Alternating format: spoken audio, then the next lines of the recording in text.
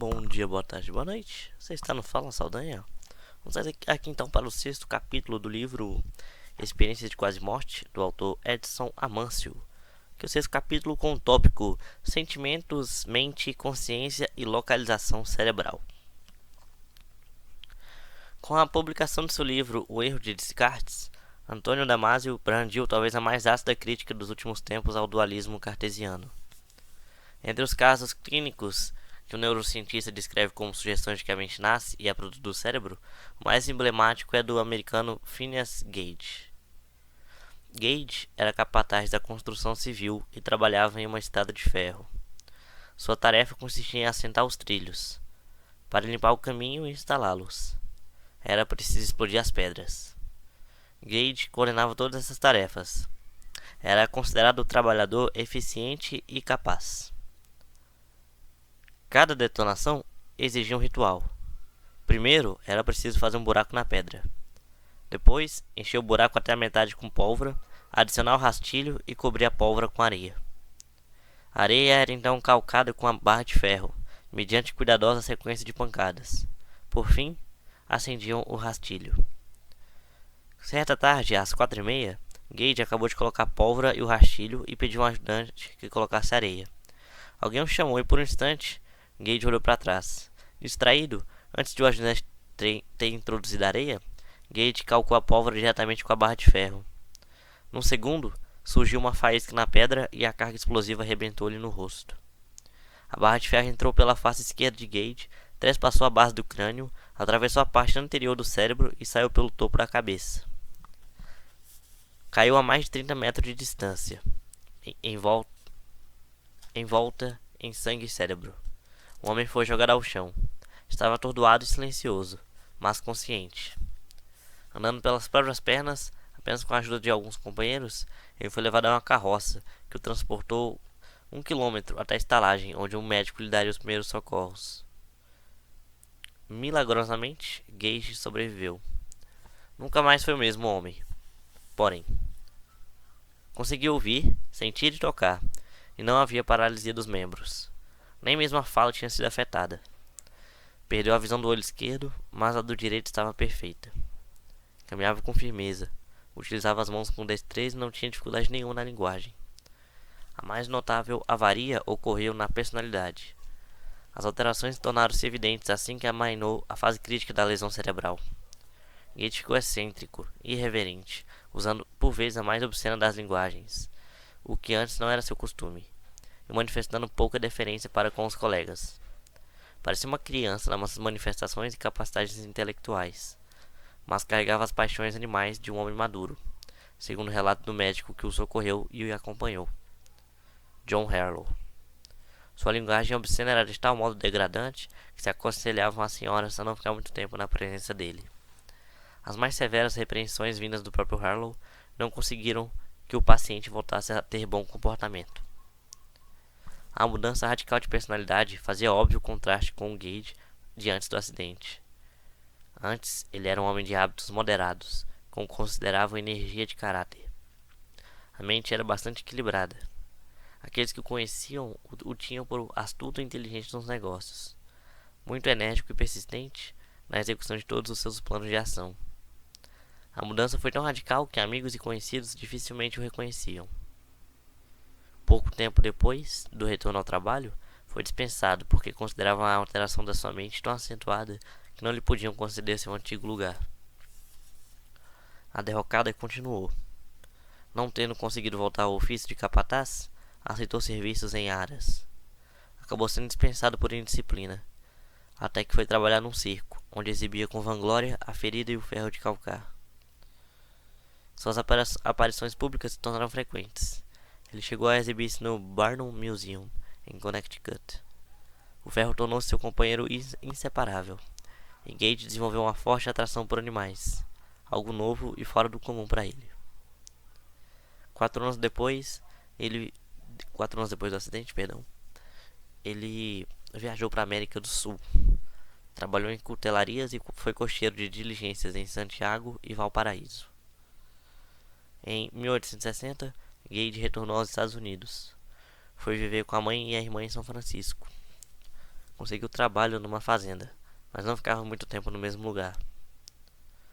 Tudo indica que sua saúde deteriorava a olhos vistos. Segundo a documentação que Antônio Damasio teve em mãos, Gage começou a ter crises epilépticas e provavelmente faleceu durante uma sequência de ataques em 21 de maio de 1861. Inúmeros exemplos de mudança de comportamento devido a lesões frontais estão descritos na literatura médica. A lesão sofrida por Gage nos lobos frontais interferiu no funcionamento da mente. O que significa esse tipo de afirmação? Se, de um lado, podemos concluir que sem um pleno funcionamento dos lobos frontais as manifestações mentais ficam avariadas, de outro, um cientista não materialista, como Eccles, responderia: a manifestação mental foi prejudicada porque a interface que lhe permitia expressar-se convenientemente foi avariada pela lesão frontal. Tal afirmativa faz algum sentido? Em agosto de 2007, viajei para o Canadá para assistir uma neurocirurgia no Toronto Western Hospital, no serviço comandado por Andrés Lozano. Até 2005, Lozano tratara cirurgicamente alguns pacientes com depressão grave que não obtinham bons resultados com medicamentos antidepressivos. Tudo começou depois de levantada a hipótese de que a área subgenual, ou seja, debaixo do joelho do corpo caloso, região do cérebro tão minúscula quanto um grão de ervilha, poderia, caso fosse estimulada, aliviar os sintomas depressivos. Lozano optou então por implantar eletrodos de estimulação cerebral profunda na CG25 de 6 pacientes. O resultado dessas cirurgias foi a drástica remissão dos sintomas.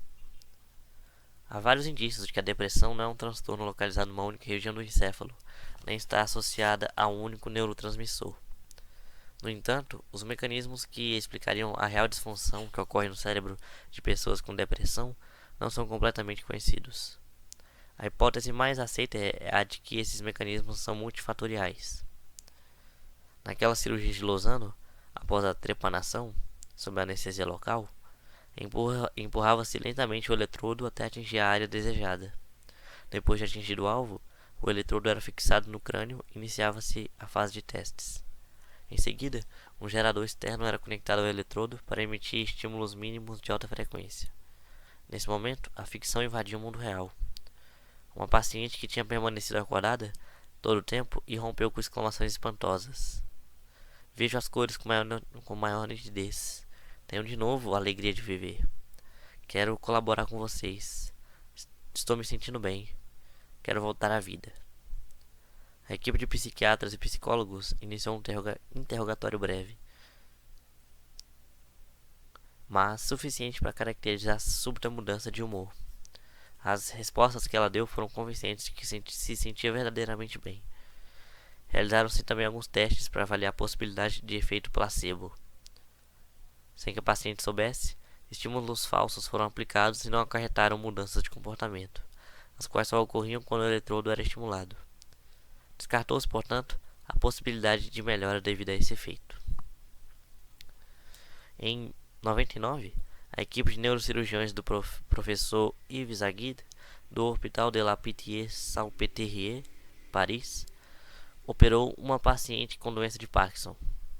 Essa cirurgia é relativamente comum nos grandes centros e, com indicações precisas, pode beneficiar pacientes e aliviá-los dos tremores e da rigidez característicos da doença.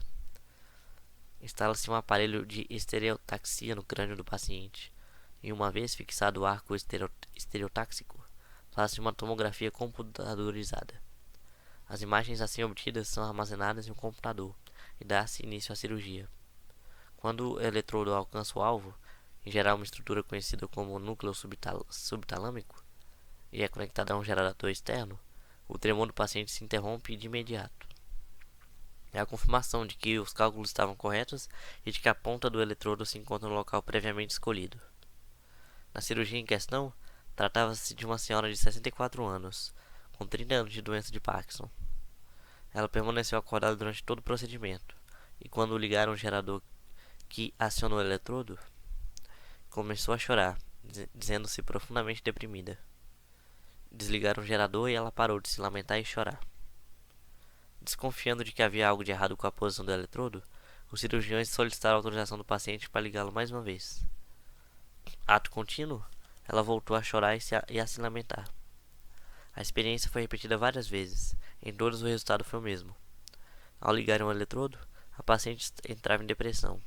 Ao desligá-lo, voltava ao normal. Fizeram novas aferições e constataram que a ponta do eletrodo tinha ultrapassado em alguns milímetros o núcleo subtalâmico e se estendido até uma estrutura conhecida como substância negra. O eletrodo foi reposicionado, a depressão desapareceu e os tremores cessaram.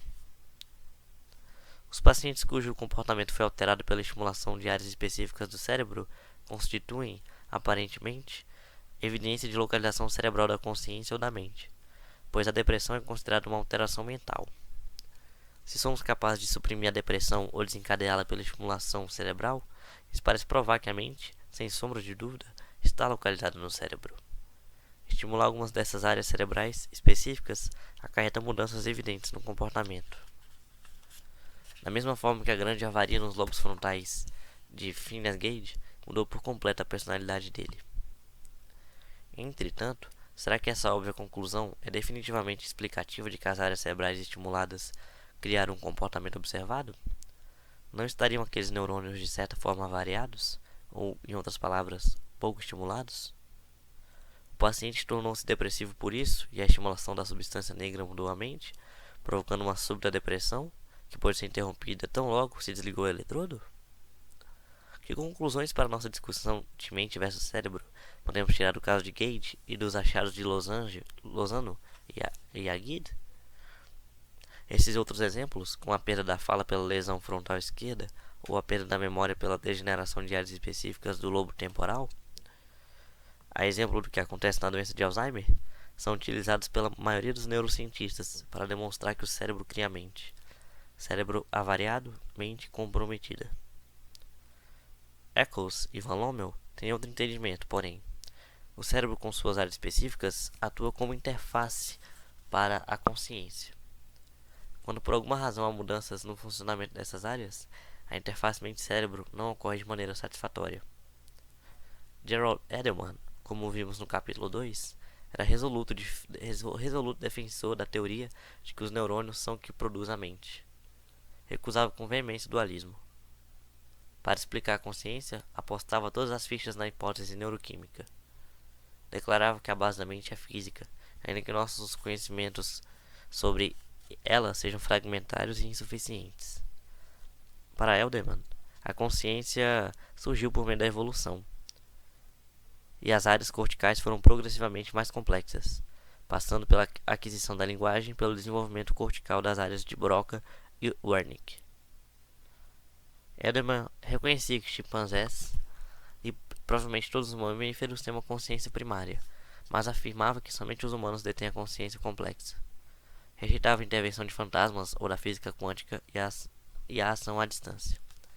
Aceitava que no estudo da consciência não se podem ignorar os qualia, conjunto de experiências, sentimentos e sensações pessoais ou subjetivas que acompanharam o estar consciente.